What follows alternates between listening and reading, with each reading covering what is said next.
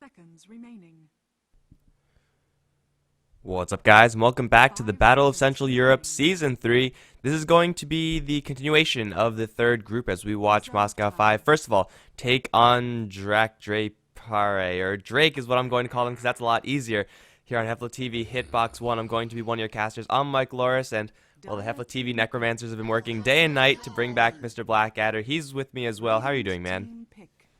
Good afternoon, man. It's been a bit of a while. Doing good. But that's actually, if I can remember how to pronounce this, Drak. That was It's close. it's Swedish for dragon slayers. They cursed me so many times.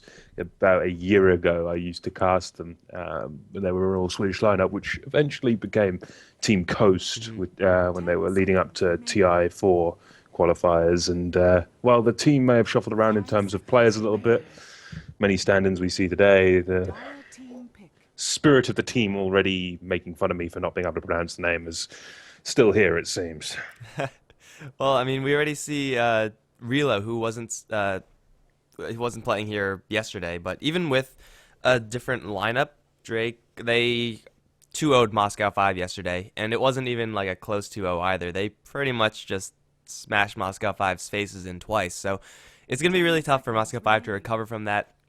That being said, I actually did not take the time to look at the group standings or anything like that, so I'm going to very quickly pull that up right now if I could find it. Yeah, so Moscow 5 should be doing okay in this group, but right now it's actually Virtus Pro and Bulo that are on top, so both these two teams are kind of falling behind. Actually, Moscow 5's 1-5, so never mind, they're on the bottom.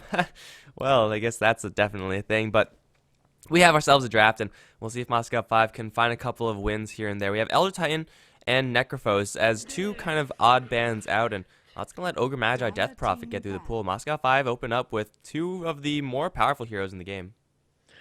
I'll completely agree to that. You got the Ogre Magi, good stuns, Death Prophet, pushing power and team fight. You say odd Necrophos, Necrolite ban. I honestly would have loved to see it played. It's potentially one of my favorite heroes in the game, and while I may have been resurrected today, the Underworld does have a good amount of cable TV for watching Dota, so I've seen a good few Necrolite games lately. They've been good fun in my mind. Of course, Secret with the Necrolite is probably one of my favorite teams to watch with it. Yeah, and it's a hero that just warps the game. Like, normally you have a full HP pool to work with. Well, when you're up against a Necrophos, suddenly you only have half of that. Of course, when level 16 hits, and then things get really dangerous. If you die without buyback, then you're just completely screwed, and your team is probably going to lose thereafter. So it's just such a delicate game when you're playing up against the hero, and I think it's certainly a powerful hero, but it does have its you can't play around it. Second ban phase now in. We got Visage Centaur going to be banned out, and Bat Faceless Void being taken out from the Drake side. Viper Witch Doctor as their opener. It's fairly defensive. It could be, at least, until they pick up a Slardar, and then things get a little bit weird. Indeed, we're going to be looking for early Blink Dagger play, looking for the just aggressive stuns that a Slardar can deliver. It does work quite well with a Viper, and they do have quite the tanky possibility here. Slardar has one of the highest base armors in the game, I believe, up at 6 tying with Ogre Magi. And then you got the Viper, who, of course, well, we all hate Viper in some way, shape, or form, generally for his corrosive skin. But where do they go from here? I mean, they've got their stuns. This could be an aggressive tri-lane Slardar, which does make some sense. Also, the ability when he hits 6 to shred that Ogre Magi's base armor. It's quite a nice thing. But Slardar, Witch Doctor, and Watt for an aggressive tri-lane. That assumes Viper mid and then something safe lane. Ideally, I think they would like to get a little bit more minus armor going, although the hero pool for that is relatively thin, especially with Moscow 5 now picking up the Tide Hunter. Templar Assassin is a hero that we have been seeing a little bit more of. It's a possibility for Drake, but I don't think it's too likely. Because of Slardar and Witch Doctor's just inherent ability to set up stuff just by themselves, they could even go for something like an Ancient Apparition and just add a whole bunch of damage on top of that. It's not physical damage, but damage is damage, and when you're talking about AA Chilling Touch in the laning stage, you're going to be able to kill people pretty easily. They're going to hold out for their support pick, though, as they first pick up the Nature's Prophet. And from here, well, the Nature's Prophet will deliver most likely. The Desolator has that right click looking for that split push power as well. But from here to play the negative armor game, The only hero that stands out to me per se would be a Dazzle right now, Hmm. assuming that we're looking for a support to go with the Slardar. It's possible, I think, but probably unlikely. They're probably just going to sit on the Slardar and just be happy on that Blink Initiator. It's like pretty much a pseudo Centaur, except he's a little bit more self-sufficient in the damage. Moscow 5, well, they're going to slam pick the Lina. This is what we saw for them yesterday, and it worked out okay for the early portions of the game, but they fell off later on. So Ogre Magi Lina, that's one of the more deadly duo support combos. Indeed, just the ability to layer those stuns and deliver the high pure damage of the Laguna Blade as well, which of course will shred through that Viper's corrosive skin, I believe it being pure now. And with But Aghanims. with Aghanims, but if the Lina can get any semblance of good kills, that could most likely be a build of choice here. Ability to go through BKBs. Who's going to be buying a BKB in this game? Probably the Viper and the Slardar. The Viper has base resistance that can be cut through as well, so that's going to be absolutely perfect for her. But where do they go from here? They've got their Tide in the offlane, they've got their two supports, Death Prophet most likely in the mid. What kind of carry would you look for to go up against this kind of lineup? Because we're seeing high physical tank coming out of Drak, with the exception of the Prophet. In a way, he's more mobile, he's got less physical defenses. It's certainly going to be hard cutting through all of the effective HP of Director Par. I mean, you could go for your pretty standard hyper carry, Medusa, still in the pool. Don't really know if that's really what Moscow 5 wanting to be going for, but this is not a hero that I expected the Director Par to go for. Enchantress as the pickup. It looks like they're not going to wait for the starter to get blinked. They're just going to go very early on with the aggression. They have actually quite a bit of pushing power with Nature's Prophet and Enchantress. That being said, though, Moscow 5 have quite a lot of clearing already with Lena's Dragon Slave and Death Prophet's Crypt Swarm. So it's definitely here we don't see all that often. If she's untouched, and she usually is in the jungle, then she could certainly make some action happen in those lanes. She could, but I wonder now where we're going to see these lanes rotate to, because this now makes me think Nature's Prophet being an off-laner, then we've got tri-lane defensive Slardar, Viper mid. And when I say tri-lane defensive, I do mean pseudo-jungle Enchantress, just being able to come out and try to gank. But it's going to be ganking up against a Tidehunter, and Tide's going to have Kraken Shell, so the slow from the Enchantress won't be that devastating. Yeah, and it's really just the damage of the creeps, probably mostly aimed towards Lena, but I mean, even though we said Drake have a lot of health themselves, and they do with the Slardar and Viper, especially Witch Doctor on top of that, Moscow 5, they're pretty tanky as well. Like Ogre Magi, one of, if not the tankiest support heroes in the game. Of course, Tidehunter, Death Prophet, known for their tankiness as well. And well, Medusa and Lena, not tanky from the get-go. Medusa can certainly get there once she gets a couple more points of that mana shield. So it's going to be a little bit difficult potentially for Drake to actually put out enough damage. And maybe Death Ward is going to be MVP. Maybe they're going to have Nature's Prophet teleport everywhere. It's possible, but they're going to have to crack Moscow 5 a little bit early on, as Medusa is the king of the late game. I'd completely agree to that. I mean, no one wants to fight a Medusa late game. We've seen so many bizarre games lately where we've seen late Divine Rapiers. And when I say late Divine Rapiers, I mean around 35 minutes is the earliest I've seen a Divine Rapier lately. And, well, you never want to underestimate a Medusa or leave her to farm, because you say she's an early game carry. She can get a lot, a late game carry. She can get a lot of early game damage with the Mystic Snake. That does a surprisingly large amount, deceptive considering as well, based on number of bounces. And taking out mana from someone like a Slardar, if you could somehow make that happen, then he's going to be pretty unhappy. Not exactly the smartest hero in the game, but we're loading out into our lanes, and we'll see how this shapes up. It looks like it's going to be, well, pretty much to be expected from the Radiant side. We have Werne playing the Nature's Prophet over towards top. Relo is going to be taking the Viper mid. Seal Kid and Hanskin are going to be supporting in the jungle as the Witch Doctor and Enchantress, respectively, and that leaves 8 Mother on the carry Slardar. And of course, on the flip side of that coin, we've got Blow Your Brain playing the Tidehunter for Moscow 5. Over in the mid lane, they've got Vigos on the Death Prophet.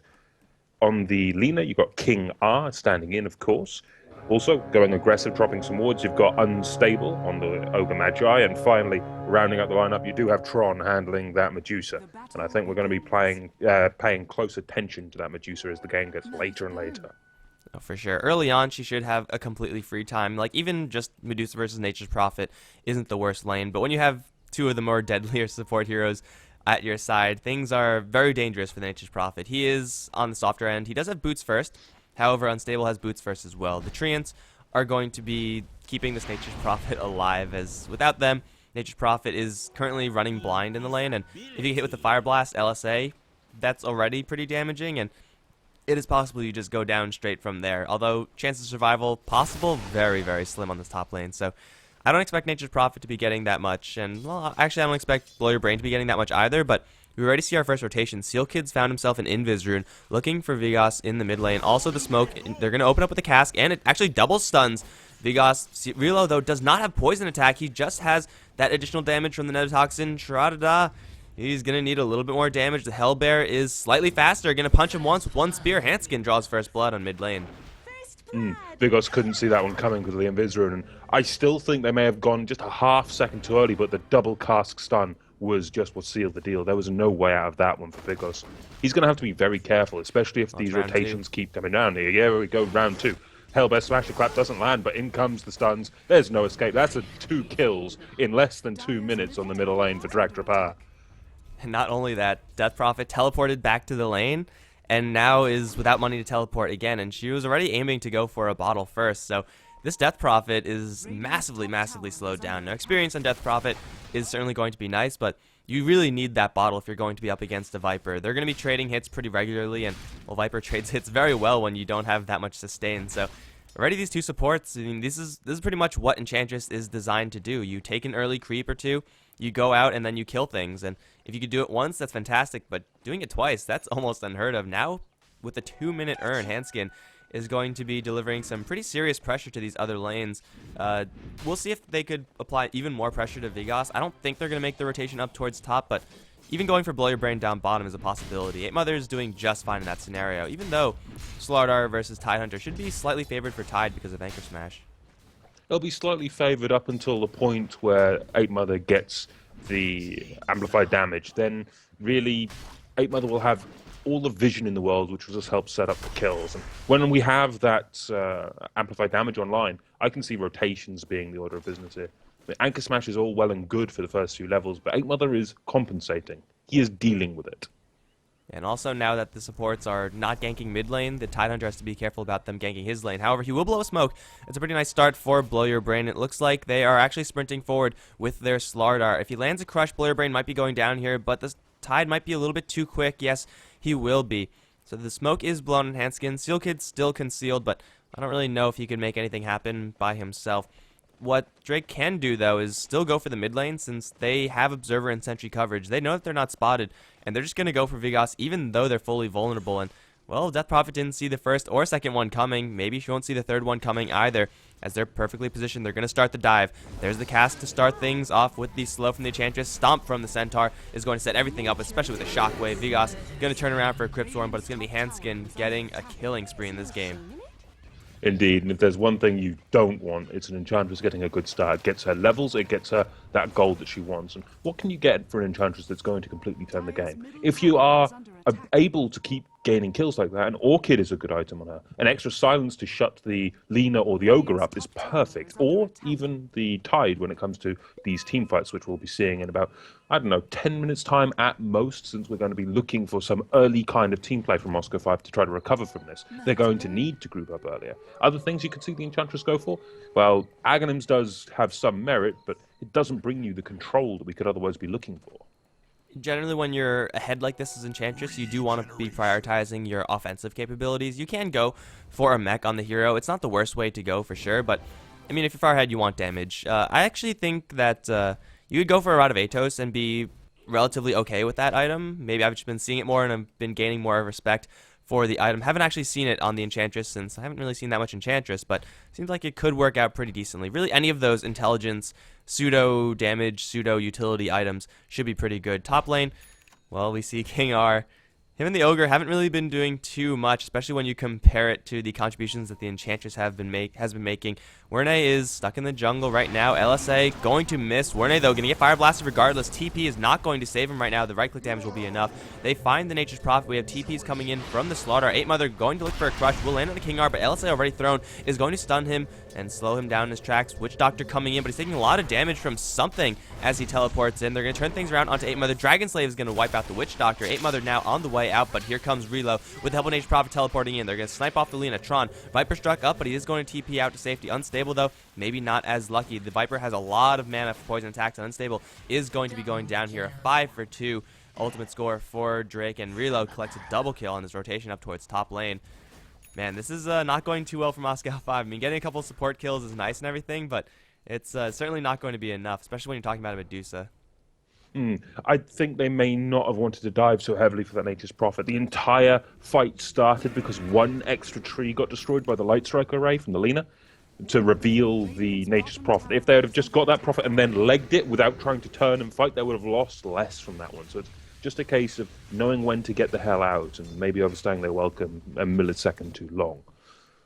Yeah, it was kind of appealing seeing Seal Kid teleport in at, like, what, 100 HP or something like that. He was taking damage from someone when he was teleporting in. Wasn't keeping my eyes on him, but that was kind of a bait scenario. And, well, hold on. Vigos is going to be fighting up against Just Hanskin. Here comes Unstable. Ogre Magi level 3 with level 2 Ignite. That does do a crap ton of damage. Enchantress, though, with the heal is going to get herself a lot of HP. Not going to be enough, I don't think, with one more Crypt Swarm. Yes, Vigos is finally going to get revenge on this Enchantress. However, Boiler Brain and Unstable not in the best of positions right now. There is a Ravage on Boiler Brain, and looks like the Radiant side going to respect that quite a bit. 8 Mother does not have any bash. He does have another Crush, though, and Sprint. He will stun him up along with the net. Boiler Brain has a Ravage right now if he wants to get out of this, but he's going to hold it, and he's going to die because of it. Also in the back end, Unstable going to show his face once again. He has no mana to escape. However, it looks like he's just running the right direction. He's going to live, but I mean, every single kill that Moscow 5 gets, it's met with an even better kill for Drake. They're just getting outplayed in terms of positioning so far. They're trying to get a kill on an Enchantress. When you go for a kill on an Enchantress and you give up a Tide, that at the end of the day is not worth it. Sure, in this case, you could make an exception because the Enchantress had a killing spree, but still, losing the Tide and he didn't even get a chance to get a good Ravage off, it just doesn't pay off. However, killing Nature's Prophet like that does for Lina and for the Lina of King R and Tron on that Medusa. Maybe not in total, though, because Boiler Brain on the bottom lane is going to be a very similar casualty. His Kraken Shell is going to proc once. Anchor Smash going to keep him alive. Now the Ravage with Unstable coming in as well. Seal Kid dropping very low. Will be bashed down by that Tide Hunter. 8 Mother now trying to juke his way through the trees. Another Crush into Boiler Brain with the amplified damage still working. Nature's Prophet going to teleport in. Tide Hunter very, very tanky. He's going to drop 8 Mother very low. Unstable needs one more cast, but he can't get it because Sprout. No, he actually does have vision somehow. Boiler Brain still in the corner. Has no way of teleporting out of there. Unstable, though, he's going to get double stunned by Hanskin. Does the Enchantress have enough damage with Nature's Prophet finishing off the Tide? They certainly will. It's yet again a 2-for-1 trade in favor of Drake, and although they do get the Slardar kill, which is probably the best kill for Moscow 5 to take, it's still them taking a numeric disadvantage and certainly not doing too well in these trades. That was even with a Ravage committed. But I'm looking at the Slardar right now. When you look at the Slardar's items, right, what do you immediately think we're going to see build-wise? Because I look at this, and then we're going to go Crimson Guard, which is going to take away the edge here for a lot of them as Blow Your Brain. He's not having a happy day. Light Strike Array does come down, does stun 8 Mother out for a good amount of damage, but there's just too much control coming in, especially with Unstable's rotation as well. There's no way the Slardar's going to get away from this one, and now comes the chase. They're going to go for more. In comes Tron. Seal Kid going to take the brunt with Vigos there to clean up. 8 for 8 right now, and could they go for more here? Could we see a tower for Moscow 5 at this point? Their pushing power is fairly limited. Death Prophet only level 7, so though Exorcism is pretty nice at destroying towers, not quite at that point yet.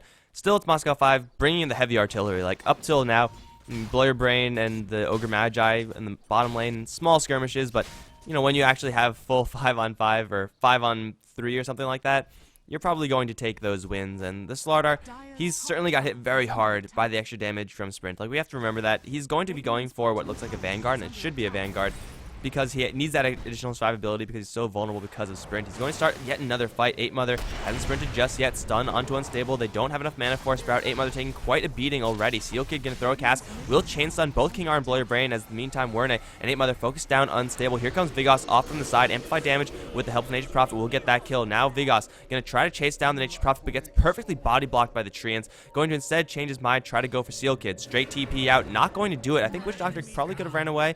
Although no boots seems like a little bit of a thin escape. Here comes Relo. He's been kind of in the background in this game. 2-0-4, maybe looking to make it, well, maybe a first death actually, as he just tries to run away. 8 Mother's going to circle around once again. Hanskin is back. More amplified damage, but a Ravage is now out. Vigas still with that exorcism active, taking quite a bit of damage from Velo, will be going down. Killing spree for the Viper. Now to blow your brain. 8 Mother. Anchor Smash, not quite going to kill him off. He lives at 2 HP. Ignite will do the job, but it's going to be at the expense of everybody else. The Viper Enchantress going to clean the rest of the heroes up. 12-10 now, and this game is off to certainly a roaring start. I would expect this from the Drake side, but Moscow 5 fighting a lot more than I really would have thought. I mean, when you're in a Medusa, you don't want to be fighting this much. Well, they don't really have much of a choice. They need to, in all honesty, play 4, protect 1. The Death Prophet, Tide, Lina, and Ogre need to buy space for that Medusa. Medusa should be off farming, I completely agree to that much. And we did see her try to get involved in that fight, but she popped her ult and ran away. She managed to stun Relo and escape, but at the cost of the entire rest of the team, Moscow 5, they need to think about their fights more carefully. Sure, you can play 4, protect 1, but they need to take the fights tactically. While all that was going on as well, I'll point this out, 1 finished off a Midas, and he's continuing to farm heavily. So it doesn't add up mathematically for Moscow 5 at all here. Sure, if they can get a tower, maybe get the Nature's Prophet kill on the top lane at this point, it could pay off, but they need to look at the minimap, pick and choose their fights a little bit better in my mind. And yeah, Drake are more than happy to constantly brawl with the Slardar on their team. He's going to get double slowed down on bottom. King R needs a little bit more to get Len at LSA, and he will do so. No Laguna Blade just yet. It might be 8 Mothers surviving, and he will just barely make it out. Now turning around with the amplified damage onto Blow Your Brain. No Ravage for another minute. They're going to try to kill off King R, but he's going to do a lot of damage to Steel Kid. We'll get the kill on the Witch Doctor, but I don't think he's going to get escape from that. Multicast and 8 Mother will slow him down, but Lena's already down. It's a 1-for-1 trade so far. Nature's Prophet, where is he right now? Still on top lane. Teleportation now is going to be coming in. Has enough mana for a Sprout. No, he's going to cancel it. And it looks like it's going to be the Radiant coming down for now, making a 1-for-1 trade, fairly even in that regard. I would also like to point out, you pointed out the Midas on the Nature's Prophet. Viper's almost at 3,000 gold, and normally you don't save this much gold on any hero, but what do you think Viper's going to be going for? I'd expect him to flat out buy the complete drum, considering he already has a bracer, and then go for either components to a BKB, which would do some good, or the Aghanim Scepter. And the Aghanim Scepter in this one, I think, has a bit more merit, considering they are so far ahead. He's already tanky enough up against the magical damage. I don't think he needs a BKB at this point. If we were another 6 minutes into the game, I would say hands down BKB. But right now, they have such a numerical advantage in terms of gold. It's something that Velo can really take advantage of in terms of aggression and just being more upfront with his damage. Well, you're right in that it's going to be an Aghanim Scepter. Viper, at this point, is already pretty much near unkillable. Having the additional range, the additional cooldown, or I guess the lessened cooldown of Viper Strike is going to be huge. If you could get an Aghanim Scepter like pre-20 minutes on any hero, it's going to have a large impact, and Viper is just another one of those heroes because he does have so much early game power. This is a really terrifying situation for Moscow 5 to be in right now. I mean, their Medusa and Death Prophet are actually still leading the way as far as net worth is concerned. I mean, right behind the Viper, but so Drake aren't getting that much gold, but it feels like Drake are getting so much more around the map, and, well, now they're going to change things. Moscow 5 going to try to go for the Viper. Just got a delivery, but it's not going to save him against this many stuns. Laguna Blade doesn't give a damn about your corrosive skin. Ravage, though, baited out by someone canceling their TP. I don't know who that was, but whoever did that spent the best 100 gold of their game. Slardar, 8 Mother. That was quite the play there. Blow Your Brain getting a little bit too aggressive. I could play a couple of jokes with his name, but I'm honestly feeling a bit nice today. However, I got to say, the fights we've seen lately, they've all been turnarounds whenever Hanskin has just rotated in. When he appears with his Enchantress, bad things just seem to happen for Moscow 5. And because he's not up on top lane, he, well, loses his Nature's Prophet ally, though. Nature's Prophet does get the top lane tower denied, and at the same time, Drake get a destruction on the bottom lane tower. So even though you lose your Nature's Prophet, things could be certainly a lot worse. Now 8 Mother completing up that Vanguard. I think I like Power Treads before completing Crimson, but the fact of the matter is Slardar is a lot tankier now. But Moscow 5, now they're on the Warpath. Yule Scepter in mid lane. Relo is going to get hit with the Fire Blast and the Silence, and even a Multicast. Unstable just going to straight book it out of there. He will TP out to safety, and Relo will be brought down. Here comes Seal Kid and Hanskin. Let's see if you're right in the Enchantress. And, well, they're going to make short work of Blow Your Brain. It seems King R will TP out. Blow Your Brain will dodge a Sprout. Now trying to turn around for Seal Kid. Will get that kill before he goes down. So ultimately making it a 2-for-1 in favor of Moscow 5. Slightly misplaced that teleport from Warne, but still, at least they get something out of that engagement. They do, and it more importantly gets Hanskin closer to his mechanism. He's opted for the I'm going to pick up all the utility healing items for my team. He's gone for high points up in Nature's Attendance. He's got a mech, he's got an urn. He is there just to keep his team going. He is basically the linchpin right now. And if Moscow 5 can realize this and turn around and go, oh, that Enchantress has got everything that we need to stop, and they just annihilate the Enchantress before a fight kicks off, they're going to have a numerical advantage from just disabling the ability for offensive and defensive urns, taking the mech off the battlefield as well as Nature's Attendants. And that's before you mention the burst damage of the Impetus, and that's almost level 11. When we've got that level 11 Impetus up, it's not going to be pleasant by any stretch of the imagination. And top lane 8 Mother, under a little bit of pressure, but really just fine. Yeah, killing off the Enchantress, ordinarily pretty difficult, as usually they do prioritize Untouchable a little bit more as of late, but this Enchantress is, though very tanky, she's very burstable, and that's what you have to do when you're talking about Enchantress with an Urn, with a mech, and with Nature's Attendants, or I guess with soon-to-be mech. You gotta burst her down, and, well, so far, Lina Ogre Magi have been doing a pretty good job at that. Committed Laguna Blade, and Enchantress isn't going to stand a chance. Him and Seal Kid now going to look aggressively to the enemy jungle. They're going to blow each other's smoke. Cass going to start bouncing. Double Hellbear is going to do quite a bit of damage to Unstable, but you don't really want to fight in this situation. Seal Kid already going to get hit with the Ignite and a multicast to boot. He's now got to run away from Vigos. One Crypt Swarm is going to get one kill. Then the Enchantress up into the air. Nature's Prophet in the area, but can't do anything against 4 heroes. Laguna Blade, completely unnecessary from King R, but hey, he got the kill, and he's going to go for an Aghanim Scepter of his own. Drake, they seem to have let slip just one too many kills right now. I mean, it looked so great for them in the early stages, but a couple of pickoffs here and there. Moscow 5 now actually showing why their Medusa and Death Prophet are leading the way. Death Prophet has Eul Scepter, Reaver. I have never seen this much farm in a Death Prophet. You got to remember off the start that Vigos had. Vigos was 0 and 3 at 4 minutes in the game. He did not have a very entertaining laning phase at all. He has recovered something phenomenal. This is just the ability to rotate around, and they're buying that time for the Medusa that I mentioned earlier. You look at Medusa, she's almost got that Lincoln Spear. And what do you go for the Medusa after that Lincoln's? You got pick of the litter. You can go for the Manta, you could go for whatever you want, even a Scardian. Scardian's actually been getting a lot more popular lately than when I last cast, but there are many options now available, and options are just getting bigger and bigger for Moscow 5. Hell, opportunities are becoming better. They now have that Blink Dagger on Blow Your Brain, and he can recover with this. All they need to do is get one big Ravage, and they can level the playing field with Drak. And Relo, he's going to complete his Aghanim Scepter, but that is pretty much it as far as big items are concerned. I mean, we've seen the Vanguard, now Power Treads on the Slaughter. That was completed quite a while ago. Hand of Midas on Werne, not really doing too much. Mythal Hammer doesn't really do much for you, and Enchantress still a little bit of ways away until she completes her mech. M5 are actually completing items, and it's actually doing a lot of work for them. Now they're going to use said completed items, try to go for 8 Mother. They missed the silence on Vigos, though, and don't know if that would have completely made the difference, but either way, Slaughter gets to run away. But Moscow 5, they have pretty much regained complete control of this game, and Enchantress, even though she has an amazing 7-2-4 score, I just fear that Drake don't have enough in order to carry the mid game, especially up against such a tanky Death Prophet.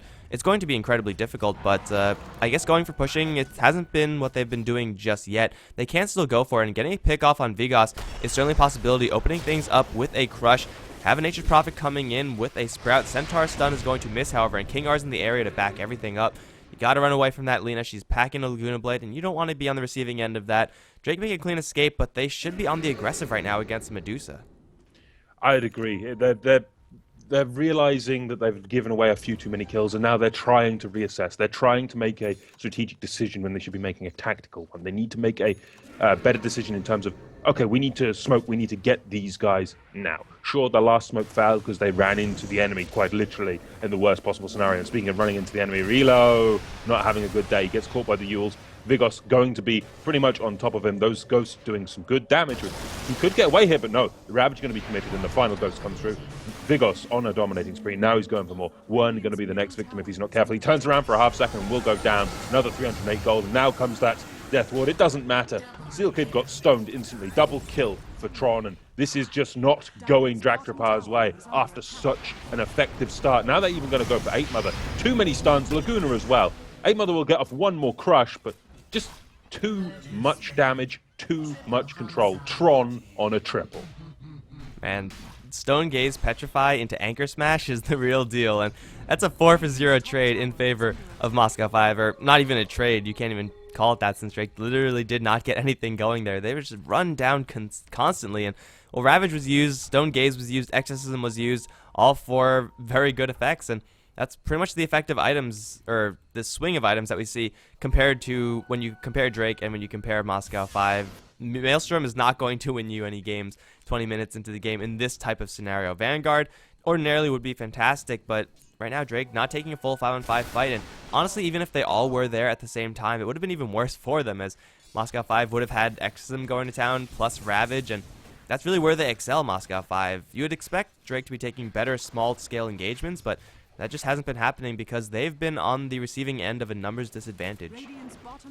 Indeed, and how the scales have turned. I mean, we did see an effective start, but what was really the linchpin for you in terms of Moscow 5? What was the turning point? Where in the game? Oh man, I think it was just better positioning, having more people at the right place at the right time. I think the dive on bottom lane when 8 Mother kind of just sprinted in and then just straight up died, and then everyone else from Moscow 5 kind of converged on that opening was when things really started to fall apart from Drake. I mean, as Slaughter, you kind of do feel invincible since you're a strength hero, you do a crap ton of damage, but you can't afford to dive a tower like that. So I think it goes pretty much back to the bottom lane tier 1 push, or dive rather, when 8 Mother just kind of gave his life away, and now he might give his life away one more time. LSA is going to be used, and then Laguna Blade to follow. Slaughter is down for the count. Here comes the rest of Drake. Maybe now they have a numbers advantage. They're going to put Vigos in a corner, and he's going to take quite a bit of damage. Even with the heart, he can't withstand this. Now King R going to be slowed down with the impetus chase from Hanskin. This Lina is not going to last very long versus the Enchantress. Urn should tick the Lina down. In the meantime, Tron has made his arrival. Going to try to go for Reload, but a Centaur right in the way. Not going to do too much. Stone Gaze not going to do too much either. Seal Kid and Reload both getting hit with the Ravage. Now Viper, tanky or not, is going to be going down. It's a 1 for 3 for Moscow 5, and Vigos, though he did go down there, it's a perfectly fine trade for Moscow 5 since they get a tower as well. Indeed, and all this started by 8 Mother getting picked off, and that, in my mind, was the turning point as well. Earlier in the game, when 8 Mother just got picked off so easily, I mean, sure, you've got a Slaughter who's really good against high physical damage, but not against this kind of magical burst. Laguna Blade, for one, very high damage. She pretty much has that Aghanim Scepter finished, only 10 gold away. That's not going to be pleasant at all. And then you've got to consider Ravage, you've got Anchor Smash, as you mentioned. Sure, it's physical, but it reduces the damage output from Drak. Then you've got Mystic Snake, Crypt Swarm, everything the Ogre does. It's a very unpleasant game to run a Slaughter in my mind, because there is enough stuns, there is enough high damage and slows, especially from the Ogre with the Fireball, Ignite even. It's incredibly hard for a Slaughter. I mean, that's kind of the weakness of the hero. He's fantastic when he's on the aggressive. On the defensive, he's pretty crappy. I mean, Vanguard is nice and everything, but Sprint makes you take quite a bit of extra damage, and you really can't afford to make that. Well, they're going to find potentially Blow Your Brain. No, he is completely invisible without detection. Really, why would Drake have any random detection here? They're going to open up the Gush and Silence onto Hanskin, taking already down the Enchantress down to half HP, but they're going to turn things around onto Vigos. Has a Yule Scepter, but here comes Tron with the Stone Gaze. Will prompt 8 Mother and Reload to just purely retreat, and Unstable coming out from the side. Blow Your Brain's going to jump forward, wants to lock down the Viper. Laguna Blade Aghanim's cutting through that Viper like a hot knife through butter. And that's going to be so far 1 for 1, but a 1 for 1 that favors Moscow 5, giving only away their Lina. They're also going to chase forward for 8 Mother, Fire Blast, Gush, and the beatdown from Unstable. They're going to make it a 2 for 1. Now it's Drake on the receiving end of poor trades consistently in Hanskin. Well, he's going to try to push a tower, but a Rainbow of TPs is going to stop him cold. That was even Moscow 5 fighting without a Ravage, which, by the way, will be up in another 20 seconds, and that means they could go for a push because Exorcism has also just conveniently cooled down. An incredibly effective turn of events, and as you've mentioned, it is interesting to see how this game has shifted. At the beginning, Moscow 5 on such a back foot. Now, Dragdrapar are realizing, ooh, maybe we poked the wrong beehive. But from where we stand, we got map control quite heavily in favor of Moscow 5 when you consider towers, and it's only going to get worse. You mentioned the Exorcism is available, now with a DD rune, and it's going to be Roshan. Pop the Exorcism, get Roshan, perfect, you've got an Aegis. With the Aegis, you've got 5 minutes where you can just pick, oh, I want this tower and that tower. And what can Dragdrapar do up against an Aegis? Not much, in all honesty. They do have high physical damage if they can catch someone off guard. That's the problem here. There is no Blink Dagger on 8 Mother for him to catch people off guard with the Blink.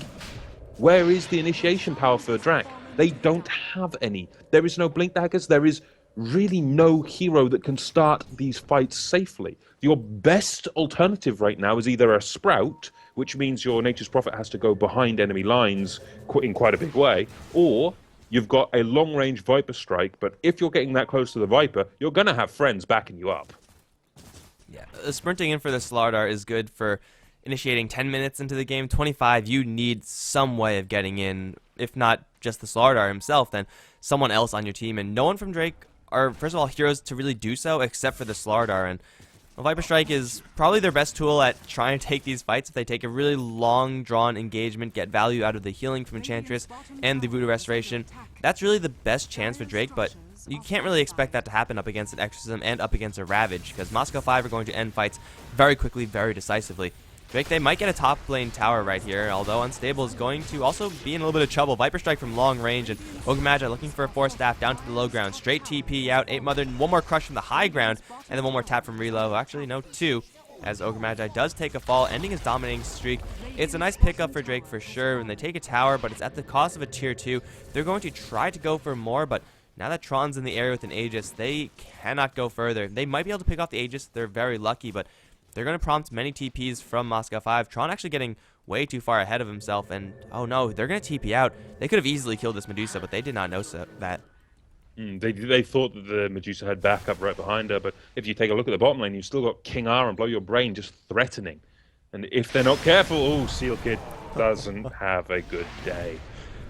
He got deleted, effectively, and now in comes 8 Mother. But he's got Sprint active, and he's trying to chase without a dagger. Can he catch anyone? He could go for King R, but no, he's going to have to go for Blow Your Brain. King R just has that TP up too soon. And this chase, I can't see going well. There you go, blink into the trees. He's trying to TP out, but the stun does connect from 8 Mother. It does immediately get removed by the Kraken Shell, and Blow Your Brain's trying to tango with 2. In comes the Ravage, but look at this, travels from Vigos. That's going to be the end of 8 Mother if he's not careful. Viper Strike does go on to Blow Your Brain. He does manage to blink it though, and it will be disjointed. However, now you've got Vigos in the air. All of those ghosts are around though. Can they find any good kill here? They did use the Ravage. They don't have another stun available, at least not yet. They do have Unstable coming in on the backlines though, and Blow Your Brain will pick up the killing spree once more. Now they're going to go for 8 Mother. He just gets caught out once more, and what could have been such a good kill onto the Tide rapidly changed into one hell of a nightmare for Dragrapar. At this point, Tidehunter, we usually say, I mean, he's pretty much just a Ravage. Anchor Smash sometimes relevant as well. He's level 17, so he's hitting pretty damn hard. And those Anchor Smashes, if you survive long enough for it, especially when you get the Amplify from the minus armor of the Gush, things certainly start to add up. And Drake, they do not have the health pools any longer to withstand this. In the meantime, Tron has been pushing the mid tier 2, which will very quickly be brought down. Fortunately for Draktapar, they don't have to face up against an Exorcism for another 90 seconds, so they might not just outright lose 2 sets of Raxes right now, but still they're going to be forced into making a very, very difficult defense. As everyone from Moscow 5, they're around the mid lane. They have a level 2 Laguna Blade on the Lina to worry about, plus Bloodlust on the Medusa. This tower probably isn't going to be going down, but even if they make a defense, I don't see them making the next defense once everything is back up again for Moscow 5. They're going to just doom push this just because they have an Aegis on Tron. They really want to use it, and they probably will get away with it. However, Hans getting it Force Staffed in, LSA, and the combo from the Lina. Enchantress, once again, is so dead, and well, now they use the Aegis on the Medusa. He's going to respawn without Mana Shield. However, he will get it up. And now taking the Maledict, Stone Gaze available, not going to use it just yet. Sealk in the backline, going to instantly get turned to stone because of that Petrifying Gaze. Sealk is going to actually not die from it. Going to pop the Voodoo Restoration and walk out, but still Moscow 5 fairly healthy. Going to try to take down this 2-3 tower. Tron might pay the price though. Poison damage adding up, not quite going to be lethal. Tower's going to drop, and now Moscow 5 should just back off. I honestly don't know if it was worth it for them to stay for this long, but it looks like Unstable looking to teleport out. This time the low ground crush not going to happen. They make a clean escape regardless. I mean, that should not be happening. If you dive for a tier 3 that aggressively, you expect to take some casualties, but Moscow 5 only used the Aegis. Indeed, that was very well played out by them, and even the runaway by Unstable there, he's learned from his previous transgressions. But what more can we see come from Drak? What more can they do to defend these? As you correctly said, they should be punishing Moscow 5 for every kind of push like this.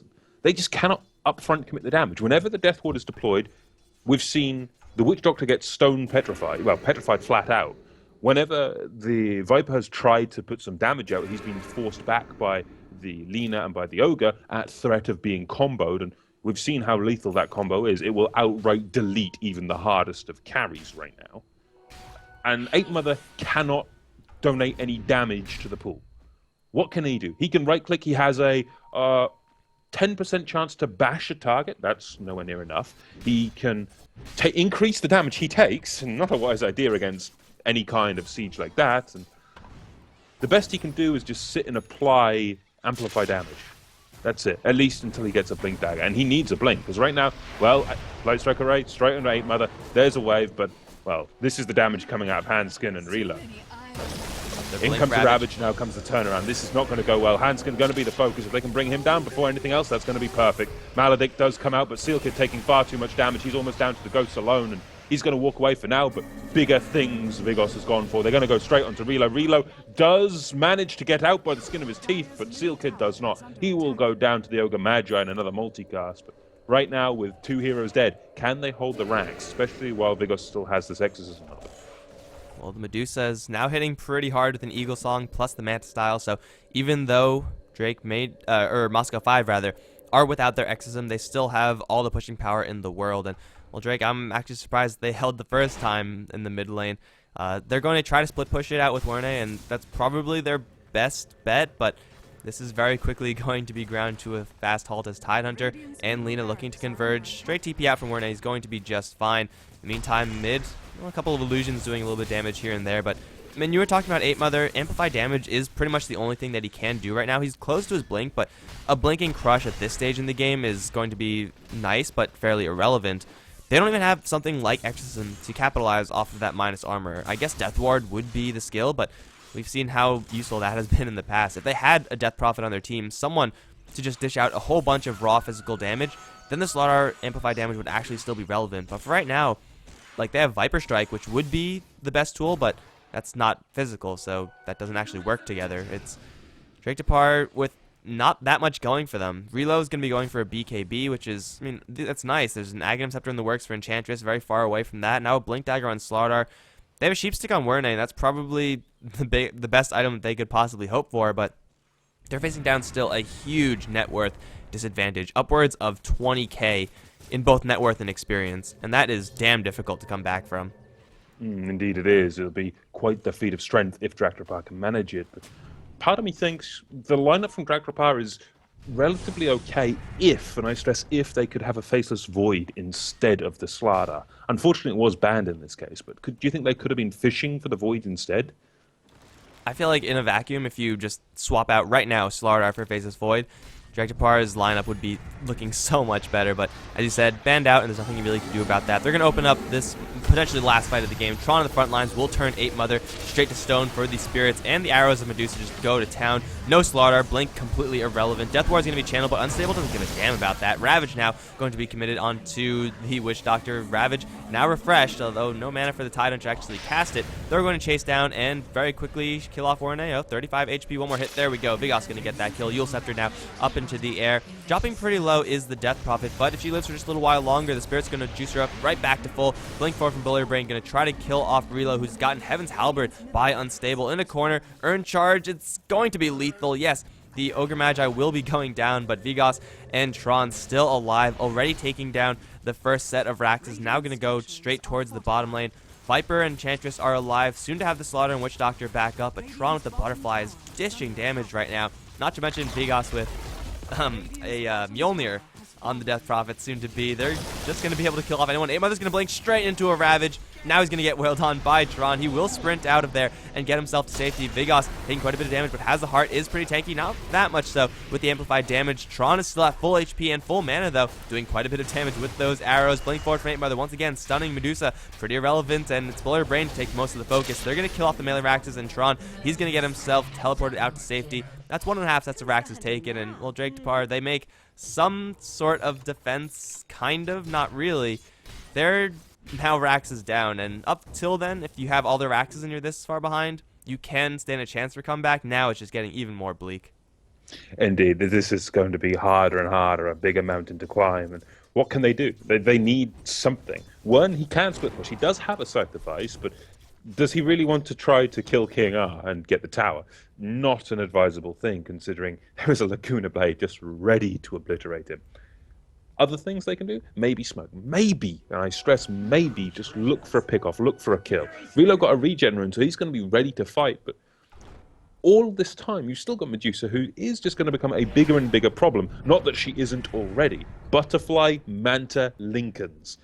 That hurts. Where do you go from here? She could go for crit, she could even go for a DR. Not going to happen, but could. Other options? MKB. An MKB would completely decimate any kind of comeback potential for Drak in my mind.